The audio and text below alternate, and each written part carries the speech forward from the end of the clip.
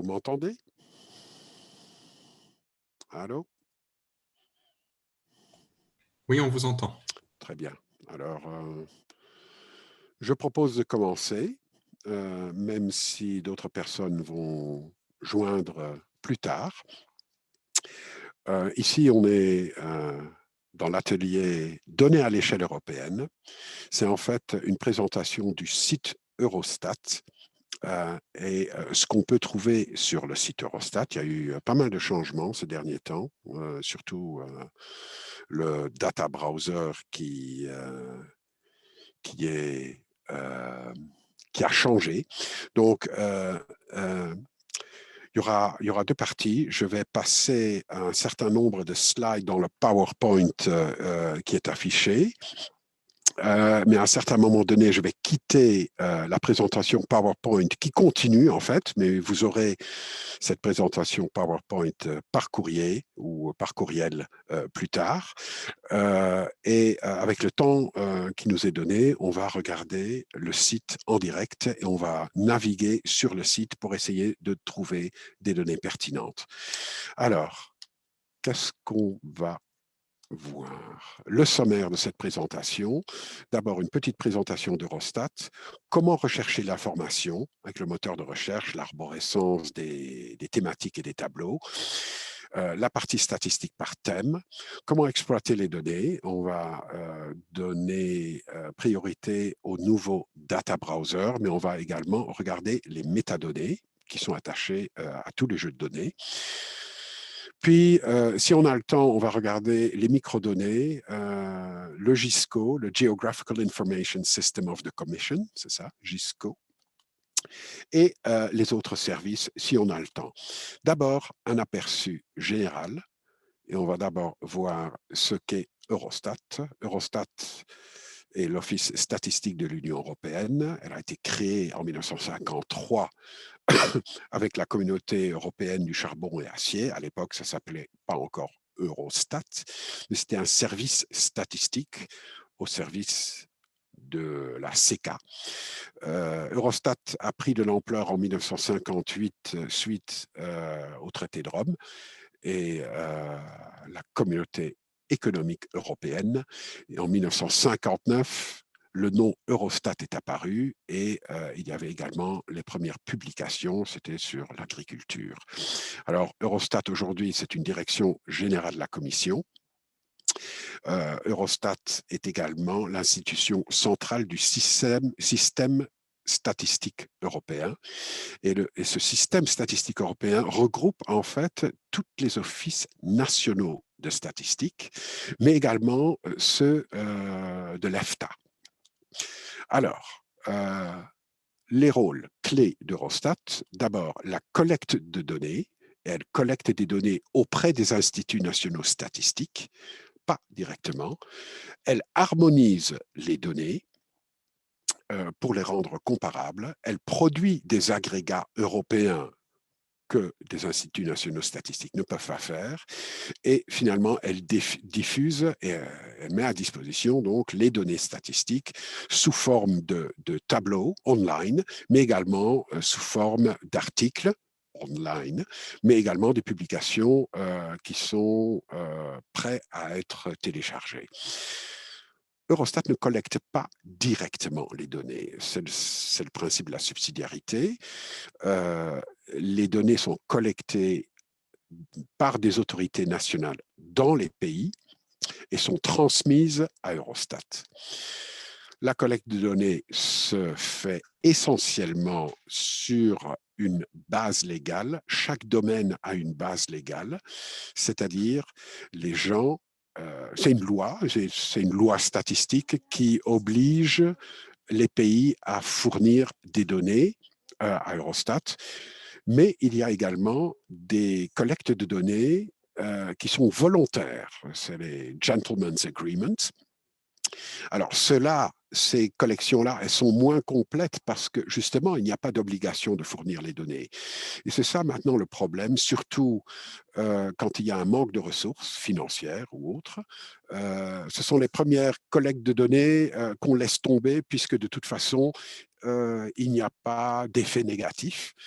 Tandis que les statistiques qui se basent sur un règlement, donc où il y a une base légale, là, effectivement, il peut y avoir des conséquences. Donc, malheureusement, ces collections qui sont faites en accord mutuel, elles sont moins complètes et, oui, il y a plus de trous. Mais dans tous les cas, les données suivent toujours une méthodologie harmonisée. Cette méthodologie harmonisée, elle est importante. Effectivement, Eurostat reçoit de temps en temps des questions du style mais pourquoi est-ce que le Bundesagentur für Arbeit ou des Statis en Allemagne, les données sur le chômage sont différentes des données publiées par Eurostat? Eh ben, c'est très simple parce que la méthodologie n'est pas la même, les définitions ne sont pas les mêmes. Ces méthodologies, on peut les consulter. Elles sont toujours attachées aux données et on va les voir. Donc, les données Eurostat, elles apparaissent dans des publications et des publications sous forme de jeux de données, de tableaux et de publications PDF à télécharger. Le site web d'Eurostat est disponible en 3 langues. Il y a une mise à jour quotidienne des données qui sont disponibles sur le site à 11 heures du matin et à 23 heures du soir. À 11 heures du matin, peut-être, si vous naviguez sur le site Eurostat et vous êtes en train de consulter les tableaux, de temps en temps, à 11 heures, le système ralentit un tout petit peu. C'est parce que, justement, il y a des données qui sont mises à jour. Alors, ce ne sont pas toutes les données qui sont concernées, mais c'est surtout les données du commerce extérieur qui arrivent quotidiennement. Et là, ils sont chargés toujours dans la base de données. Donc, petite astuce, si vous utilisez des données Eurostat, notez toujours la date et l'heure que vous allez télécharger les données parce que il se peut que le lendemain, ils sont déjà obsolètes parce qu'il y a eu une mise à jour. Toutes les statistiques et publications sont disponibles gratuitement sur le site. Alors, les statistiques gratuites et tous disponibles, c'est vrai, sauf pour ce qui est les microdonnées. Alors, il y a des microdonnées, des données très détaillées qui ne sont pas disponibles à cause de la confidentialité statistique. Ceux-là, ils peuvent être demandés sous certaines conditions à des fins de recherche, par exemple. Mais il faut préalablement être reconnu en tant qu'institution de recherche pour avoir accès à ces données-là. Voilà. Eurostat se trouve à l'adresse suivante. Vous le voyez à votre écran. Dans votre moteur de recherche, souvent, il suffit de taper Eurostat Home et vous allez tomber sur cette page. Alors, comment rechercher de l'information sur Eurostat? Il y a en fait, à partir de la page d'accueil, il y a différentes manières pour s'y prendre. Vous pouvez d'abord, cette barre bleue que vous voyez en haut, et on va le voir après, cette barre bleue, elle est très importante parce qu'en fait, toutes les parties du site peuvent être accédées à partir de cette barre bleue en haut. Là, vous voyez un deuxième terme, données. Et si vous passez avec votre souris sur le mot données, il y aura un menu qui va s'afficher. Et à partir de là, vous pouvez accéder aux différents tableaux statistiques. Vous pouvez également utiliser, et ça c'est en bas de page, les statistiques par thème, c'est-à-dire il y a 9 grandes thématiques que vous pouvez directement choisir ici. Là, vous allez déjà réduire un petit peu l'amplitude des données qui seront affichées. Il y a également un moteur de recherche. C'est très utile si vous connaissez par exemple un code de tableau. Chaque tableau a un code. Vous pouvez directement taper ce code dans l'espace de recherche en haut à droite et vous allez directement être guidé vers ce tableau. Et il y a un accès direct vers la base de données également. Ça, on va le voir par après. Un exemple de recherche interactive avec mots-clés, ici régional, et vous allez avoir plein de résultats. Ce sont ici des datasets, mais plusieurs mots peuvent également être rentrés et comme ça, vous allez réduire un petit peu les résultats qui seront affichés. L'arborescence base de données, donc en passant avec la souris sur le terme données, vous allez voir ce menu qui est affiché maintenant. Et en cliquant sur base de données, vous allez voir l'arborescence. Ça apparaît déjà en arrière-plan, mais on va le voir par après. Pardon. Dans cette arborescence, vous allez retrouver deux grands blocs principalement. Il y a un titre en rouge en haut. Vous voyez en haut base de données par thème. Ça, c'est la base de données détaillée. Toutes les variables sont disponibles. Toute la série chronologique disponible pourra être choisie et toutes les positions dans toutes les dimensions seront disponibles pour affichage. Puis il y a le deuxième bloc, c'est tableaux par thème. Ça, c'est un peu réduit. Ce sont les principaux tableaux, les tableaux les plus souvent demandés. Ce sont des données en fait présélectionnées et la personnalisation est peut-être un peu plus limitée, c'est-à-dire vous n'aurez pas de série chronologique aussi longue, vous n'aurez pas toutes les positions dans toutes les dimensions de disponibles. Là, il faudra aller chercher dans le premier bloc qui est tout à fait en haut, c'est la base de données par thème et pas les tableaux par thème. Puis, il y a statistiques par thème. Là, par exemple, ce sont des sections dédiées. Maintenant, j'ai choisi, à titre d'exemple, le domaine de la santé. Vous allez voir une introduction. Vous allez voir également des autres informations qui sont liées au sujet. Mais le plus important, c'est la partie en bas à droite. Ici, c'est une zone qui dit en grisé, hein, accès direct à, et puis vous pouvez choisir en fait la base de données, une sélection tableau, des informations méthodologiques ou des statistics explained, qui sont des articles statistiques online. Ce sont des articles qui parlent du sujet. La législation qui est derrière. Donc, mais ce sera tout déjà limité à la santé. Vous aurez fait déjà votre choix auparavant. Alors, exploiter les données. On va aller sur le site. Toutefois, laissez-moi juste vous parler du nouveau Data Browser. C'est assez récent. Le Data Browser, il est disponible avec un petit symbole, un petit icône qui va s'afficher devant les tableaux individuels. On va le voir par après. Vous voyez le petit icône Data Browser qui est illustré ici avec le cadre rouge. À côté, vous voyez une autre petite icône. Ça, c'est le Data Explorer. Celui-là, en fait, il va devenir obsolète bientôt. Donc, vous allez le voir encore dans quelques domaines, mais ça va disparaître bientôt. Le Data Browser, on va l'utiliser par après.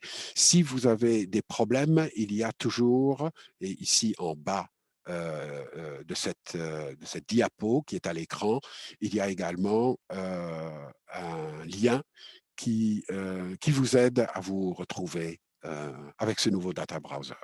Les caractéristiques principales, et ça, un dernier slide avant d'aller online, il y a la possibilité de personnaliser votre tableau, de limiter le nombre de pays, par exemple, ou le nombre de régions, puisqu'on est ici dans le contexte régional, mais également les années ou le nombre des indicateurs, le type d'indicateur, tout est possible.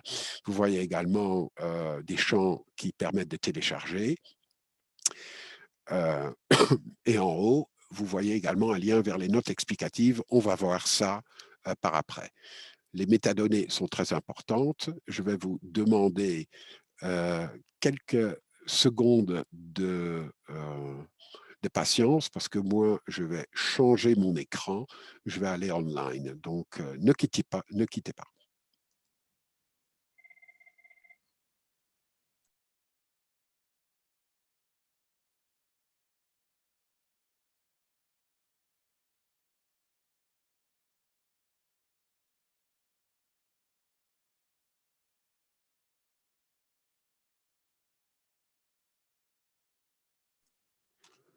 Ça y est, j'y suis presque. Je vais commencer.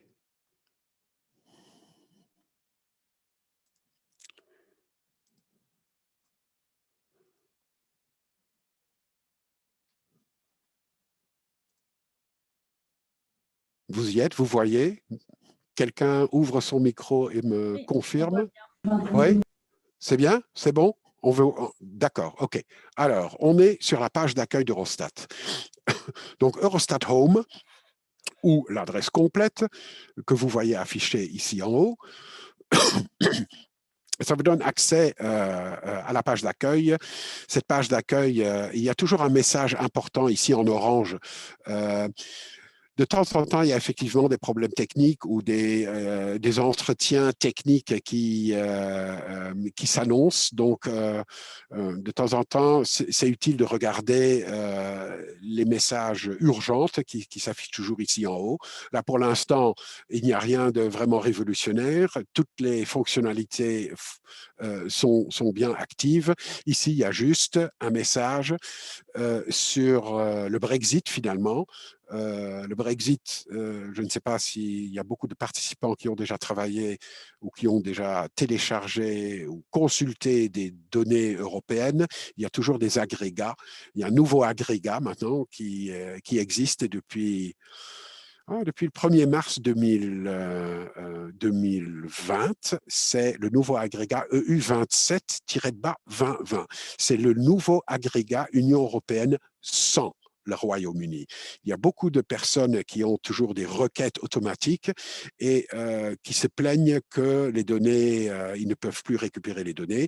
C'est très simple parce que en fait, leur requête inclut l'agrégat EU28 et l'agrégat EU28, maintenant, elle n'est plus mise à jour puisqu'on est dans le mode EU27-2020 sans le Royaume-Uni. Donc, à considérer quand vous allez choisir les territoires géographiques dans votre jeu de données. Alors, on voit à nouveau cette barre bleue. Hein. Je ne vais pas pouvoir vous montrer toutes les fonctionnalités du site. Le temps ne suffit pas. Mais on va quand même regarder quelques aspects importants, entre autres la partie actualité. Surtout, il y a souvent des personnes qui attendent des jeux de données et ils disent oui, mais ça devrait être en ligne depuis un certain temps. Quand est-ce que les nouvelles données vont être mises en ligne, etc. Le calendrier de parution, vous pouvez le choisir ici dans les actualités. Vous allez voir ce qui va être publié et à quelle date. Il y a le calendrier hebdomadaire, mais dans les euro-indicateurs, vous pouvez également choisir une période plus longue. Je vais descendre ici, vous voyez, mars, avril, mai, ça descend. Alors, on revient à février, ce qui est actuel. Donc aujourd'hui, on est le 4. Aujourd'hui sont publiés les prix à l'importation dans le domaine de l'industrie qui se réfèrent au mois octobre 2020. C'est aujourd'hui, ils ont été publiés, mais il n'y a pas de communiqué de presse qui vient avec. Par contre, le PIB et les agrégats principaux, l'emploi, pour le 3e trimestre de 2020, ça va être publié le 8. Oh, pardon, je suis en décembre 2020, attendez. Pardon, ici, le 4. Voilà. C'est publié février, on est le 4. Demain, il y aura les prix à l'importation de l'industrie de décembre 2020. C'est confirmé, il n'y aura pas de communiqué de presse. Ici, il y a d'autres jeux de données qui seront publiés, qui seront effectivement accompagnés d'un communiqué de presse. Si vous remontez, vous voyez dans la colonne de gauche communiqué de presse et ils seront tous là. Je vais cliquer dessus. Voici les communiqués de presse qui devraient s'afficher. Voilà. Par ordre chronologique. Voici. Donc ça, c'est les actualités. C'est toujours utile de savoir. Maintenant, on va dans les données. Les données, le plus important ici, donc l'arborescence, c'est la base de données. Et ici, vous voyez toutes toute la base, le fameux premier bloc qui est le plus complet, puis il y a les tableaux par thème, ce sont des sous-ensembles de la partie supérieure, et puis il y a également dans les arborescences des thématiques, je dirais, transversales.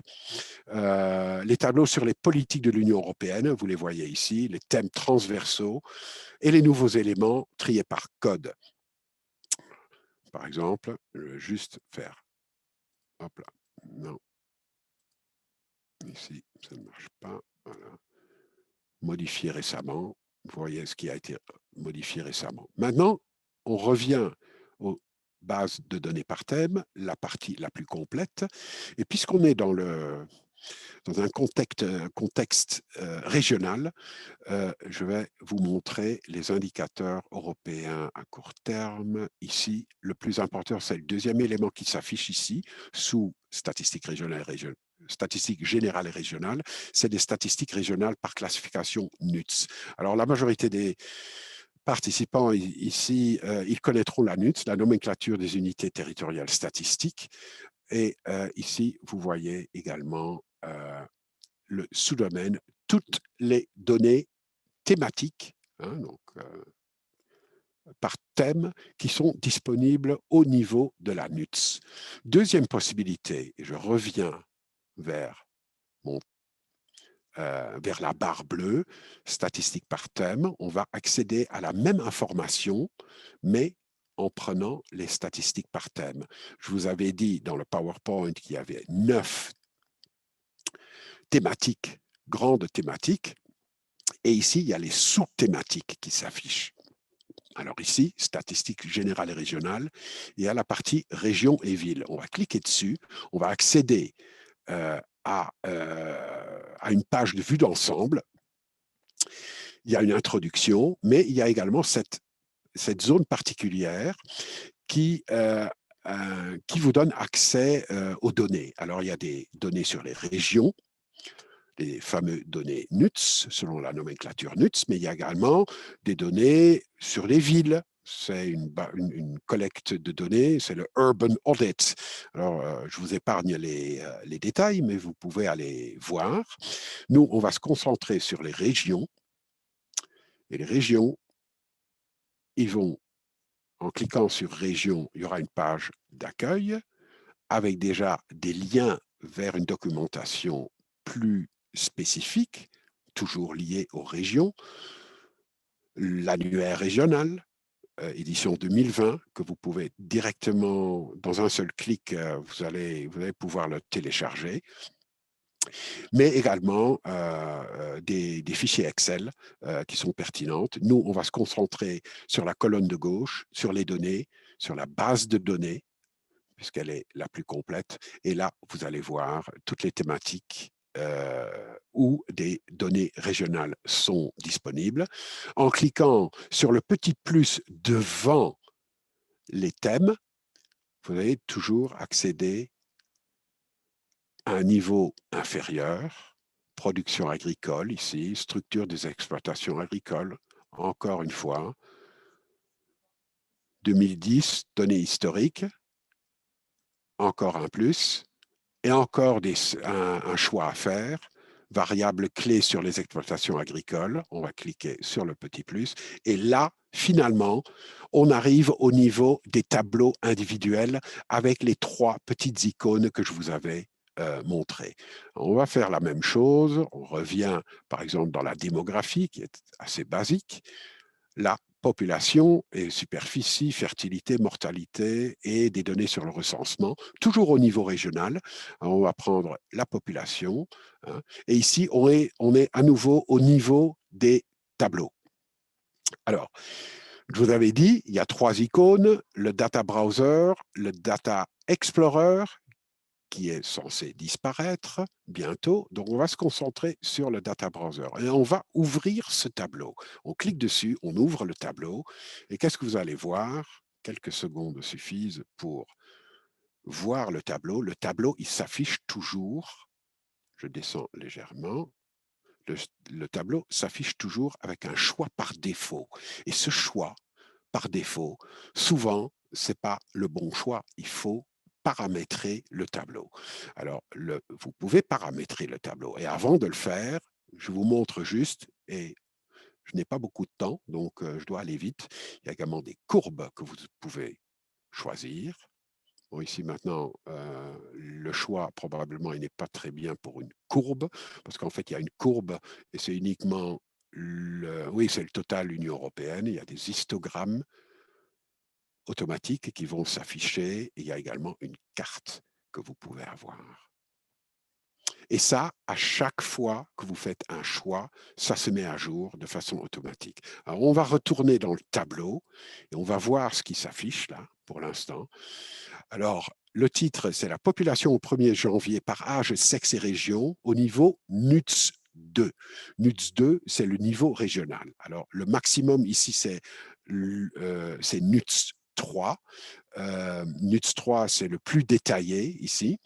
Nous, on est au niveau NUTS 2. Ce qui s'affiche maintenant, ce sont 5 années, de 2015 à 2019, 2019 étant le plus récent. Et il y a, et on regarde en haut, vous voyez, entité géopolitique, il y en a 507 en tout. Et là, donc, vous allez retrouver 507 lignes en tout qui pourront s'afficher. Alors, on remonte. On descend un tout petit peu pour voir mieux. Ici, ce sont les données. Alors, il se peut que, effectivement, vous n'avez pas besoin de toutes ces années-là. Vous voulez vous limiter à quelques années et à quelques entités géopolitiques uniquement. Pourquoi ça vous intéresserait d'avoir des données régionales de la Bulgarie? Vous n'en avez pas besoin. Vous pouvez les décocher. Alors, comment faire? Ici, dans les dimensions temps, vous cliquez sur le petit plus et vous allez voir ce qui a été choisi. On pourra se limiter. On va décocher les 3 années. On aura uniquement les données 2018 et 2019 qui vont s'afficher. Alors ça, c'est un peu long parce qu'il y a 507 régions qui vont être rechargées, mais cette fois-ci uniquement limitées à 2 années. On va faire exactement la même chose pour les régions. On va se limiter à quelques régions uniquement. Voilà. Ici, donc, maintenant, il n'y a que 2 années. Ici, la même chose avec les 507 régions. Je suis désolé, mais pourtant, ça devrait s'afficher en français parce que je suis en français ici, mais bon, le principe est le même. Vous voyez ici, les disponibles sont 507 lignes, donc 507 régions. J'attends qu'ils soient affichés. Vous pouvez tous les laisser afficher, vous ne faites rien. Vous pouvez tous les désactiver. Oh, attendez, je vais trop vite là.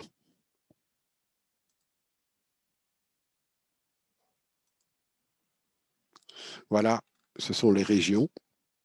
Alors ici, vous voyez déjà le tableau, 507 lignes. Ça commence avec l'Union européenne, donc la fameuse EU27 2020. Ici, il y a encore l'ancien agrégat EU28, donc avec le Royaume-Uni.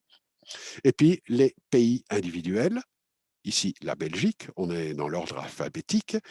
La région NUTS 1, qui est Bruxelles-Capitale, Vlaams-Gewest, la Flandre. Et après, il y a donc ça, c'est au niveau NUTS 1. Et puis, il y a les provinces, c'est NUTS 2. Et voilà, ce sont les provinces. Donc, les provinces belges correspondent au niveau NUTS 2. Je crois que les arrondissements en Belgique, c'est NUTS 3. Et ainsi de suite. Donc, pas seulement pour la Belgique, mais pour tous les pays de l'Union européenne. Vous voyez l'Allemagne, par exemple. Vous voyez également les régions NUTS 1 et NUTS 2 qui s'affichent ici. Donc, vous pouvez choisir. On va tous les désactiver d'un seul coup. Et après, on pourra... donc, il n'y a rien maintenant. Et maintenant, on va refaire un choix. On va descendre et par exemple, on va aller en Rhénanie-Palatinat, Koblenz, Trèves, Rheinhessen-Pfalz, et on va les choisir, les 4.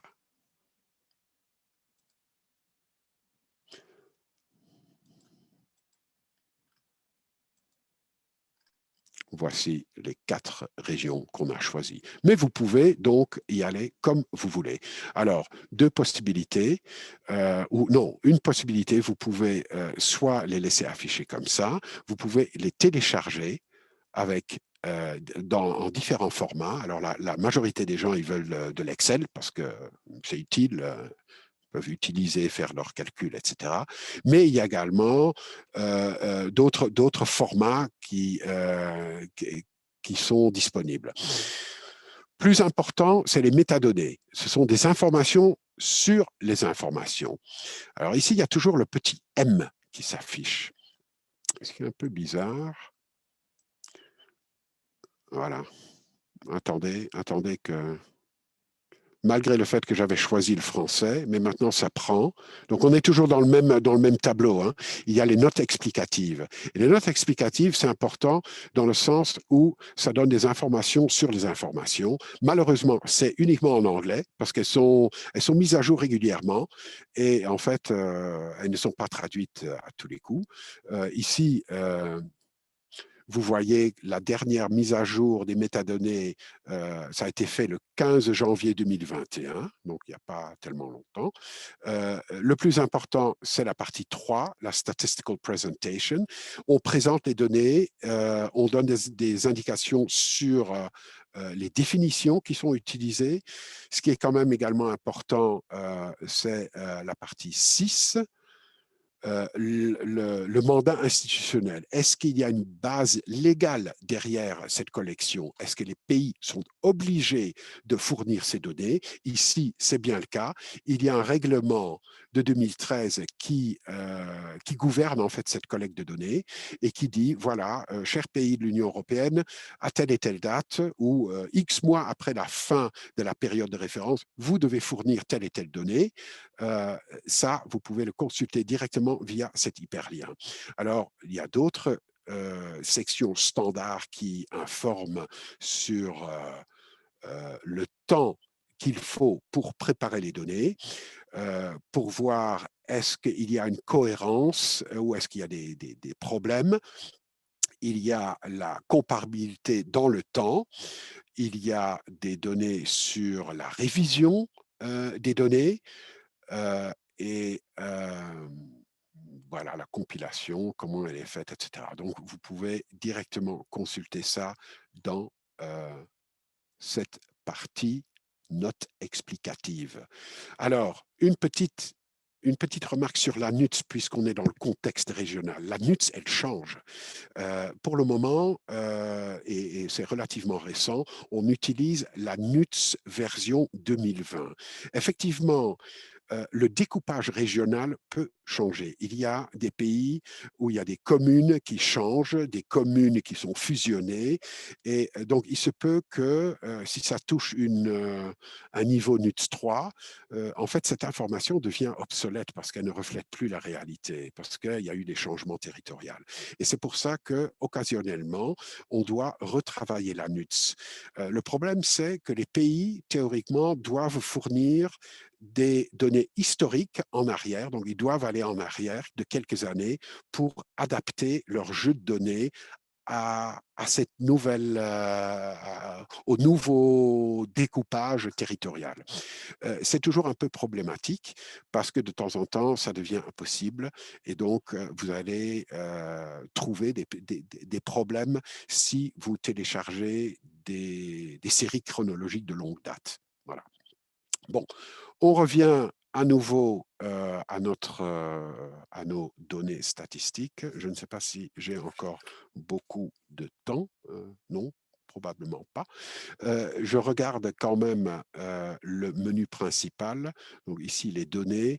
Le GISCO, c'est important quand même. Ah oui, les microdonnées. Il y a des données très détaillé. Je vous disais auparavant, oui, toutes les données disponibles ou toutes les données qu'Eurostat a, ils sont mis en ligne, ils sont disponibles. C'est vrai, mais c'est pas vrai pour les microdonnées. Les microdonnées, ce sont des données hautement désagrégées et il y a souvent la confidentialité statistique qui est sur la table.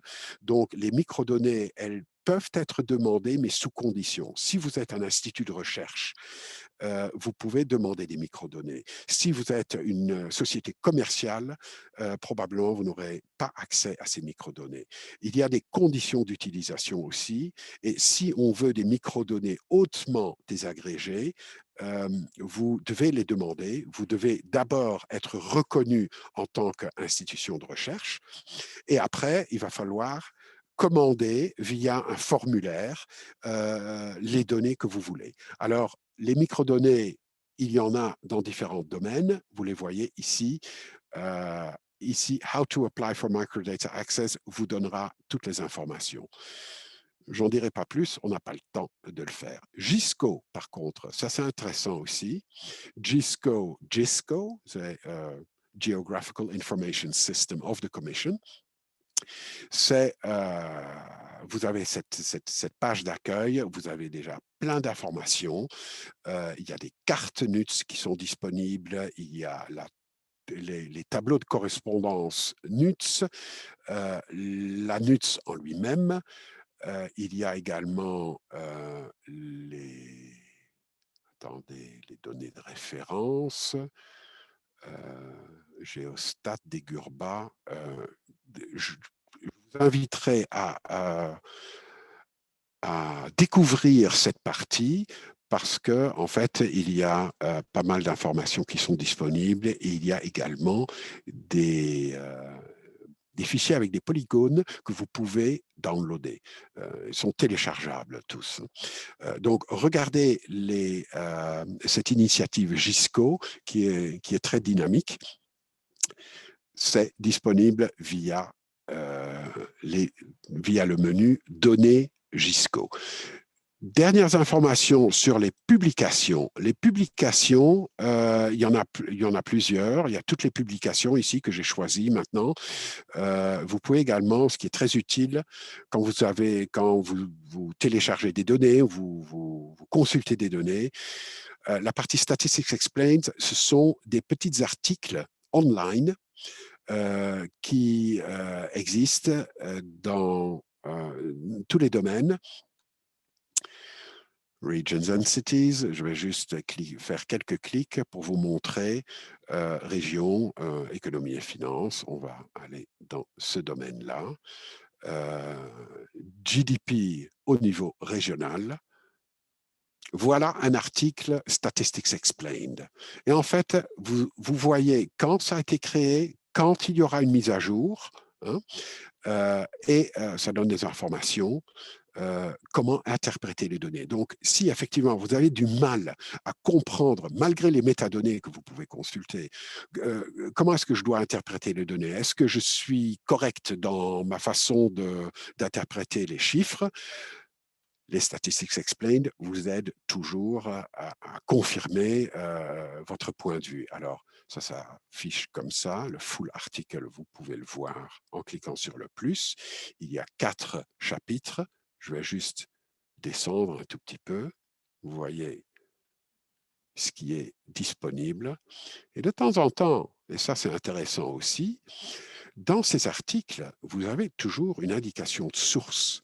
Et cette indication de source vous mène directement, puisqu'il y a des hyperliens, qui vous mènent directement vers le tableau en question. Donc, si je clique ici, je ne vais pas le faire, vous allez directement accéder à ce tableau-là. Si je vais le faire quand même. Allez hop. Voilà, directement le tableau qui a été utilisé pour le tableau, ou dans ce cas-ci, c'était une carte, et vous allez directement avoir les données qui ont été utilisées pour cet article-là. Alors, autre chose, donc ça c'est Statistics Explained. À propos d'Eurostat, ça, on ne va pas se concentrer là-dessus. Par contre, il y a Aide. Et il y a un support utilisateur. Alors, si vous consultez ou si vous utilisez le site Eurostat et vous avez du mal à trouver des données ou vous savez qu'il y a des jeux de données disponibles parce que on en parlait dans un article, etc., mais vous avez du mal à les retrouver, vous pouvez toujours contacter Eurostat. Il y a un support utilisateur. Alors, juste vous expliquer, le support utilisateur, c'est un réseau. Si vous êtes un utilisateur enregistré, c'est-à-dire vous pouvez vous enregistrer en tant qu'utilisateur, hein, mais si vous n'êtes pas enregistré en tant qu'utilisateur, vous pouvez quand même utiliser l'aide. Hein, il y a une aide téléphonique qui est disponible. Hop là. Il y a une aide téléphonique qui est disponible. Alors, c'est par langue. Hein. Ici, on est dans le français. Entre 9h30 et 16h tous les jours, vous composez ce numéro à partir de la France. C'est un numéro national français, mais vous allez atterrir chez Eurostat à Luxembourg et on essaiera de vous aider